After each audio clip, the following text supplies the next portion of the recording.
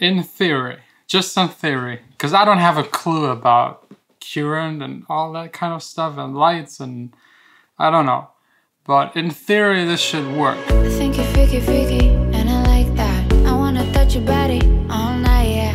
Don't even get me started, I'll be right back. I've got a lot of honey, I'ma give you. If you really Moment of truth, I mean, in theory, this should work. Let's see. Ooh.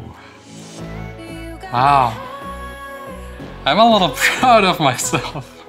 I mean, there's a little delay. And it's just like power to the LED strip. The DMX controller still needs to go in between. And then there's a DMX controller that makes the DMX go to Wi-Fi. And then I can like change anything over my phone, computer, or an iPad. And as you know, the plan is putting these LED stripes onto the ceiling. Probably 30, 40 of them. Control each and every individual one in color and brightness. So there will be a lot of wiring and programming. But this is just like the first test to see if it actually could work. give me more. I'll be the best baby you ever had now. Maybe a little crazy, but I know how to make it. I've given up for today with the DMX kind of stuff. Everyone that I asked how I should control the lights told me don't use DMX, it's way too complicated. Yes, it's complicated, but I think I'll manage to handle it. I mean, music production is also really complicated and it somehow works. And by the way, back to working on one of the deeper songs, one of the upcoming songs. I just got vocals for it. And there are like some plugins and synths that I'm using on this one that I haven't shared yet that are quite interesting and are like kind of my secret tools for music production. I got first of all here Reactor, which is just amazing.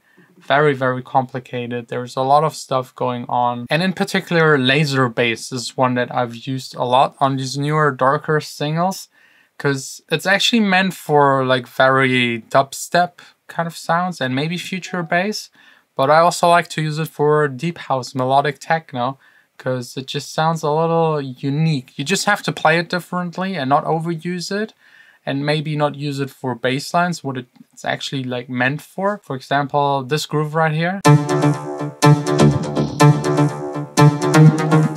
It glitches a little. It sounds a little off and weird, which is interesting, and it sounds complex, although it's just like hitting one note. And as you can hear, the normal sound isn't that interesting, but if you play it really like short, it has it emphasizes again on the release of the note, and this gives it that glitching, drifting, very unique kind of sound. Another basically secret weapon that isn't that secret anymore, it's maybe more a weird weapon. It's called Synth Plant, and it doesn't look like any other synth. It doesn't work like any other synth. Again, I don't know how it works, but you basically have like a seat in the middle. Let's just hit a note. And then you can like make it grow, which changes the tone. It's so cool. Like, again, I don't know what it does, but like it gives you results you would never ever get otherwise.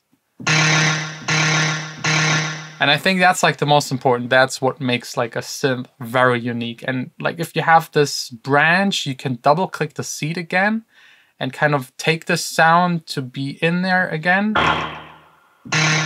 So that becomes your bass sound and you can branch out again. Or here, or maybe up there. That's kind of cool.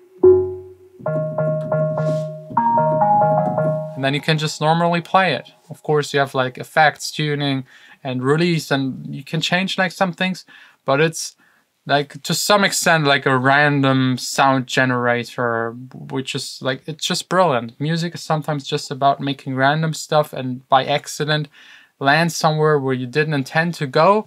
And this one right here is definitely like the #1 thing I use when I'm stuck or I need something weird. Then next up, what I'm using a lot more now that I'm producing again deeper music is the entire Chord Collection, which is just amazing. I think like it's a must-have for any kind of producer, but in particular the Korg M1. Yes, it's not a secret at all. Everyone knows about the Korg M1.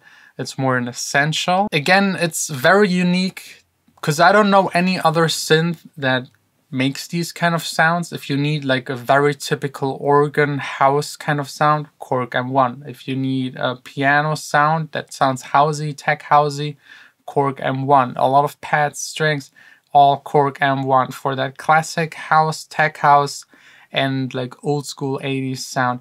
The Korg M1 is a must.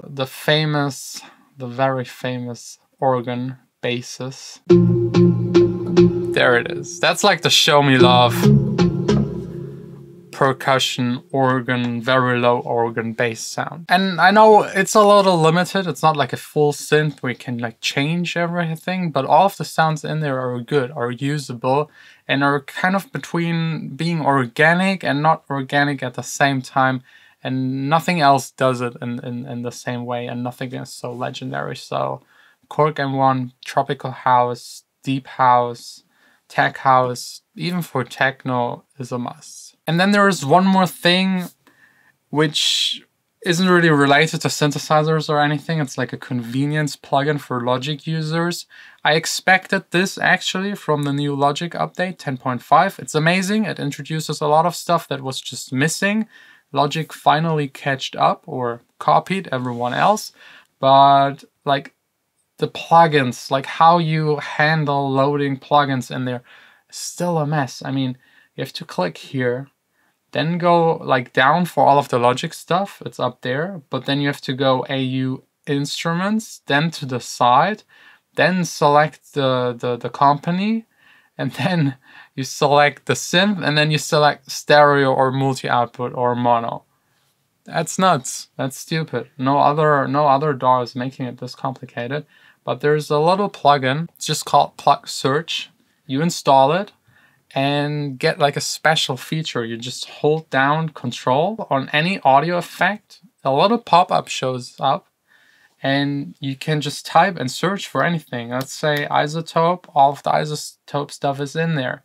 And I have plenty of it, different versions, because it needs to be compatible to older versions of songs I've worked on. But I could just, like, for an example, type in exciter, and it shows me all of the exciters I have, maybe even some that I forgot of. And then I can just like select that and it does it for you. Oh shit, I still need to authorize this one. Anyways, those are like my unique secret plugins and little helper extensions that I use for making music. If you're interested in any of these, I'll link them down below. Very interesting stuff. And yeah, now a little more music making, and then trying to figure out that DMX controller thing, and hopefully get the light for the new studio all kind of working, hopefully. Anyways, thanks a lot for watching. See you tomorrow again. Sign out. To make you feel amazing, follow me now. You got me high, higher than the mountaintop.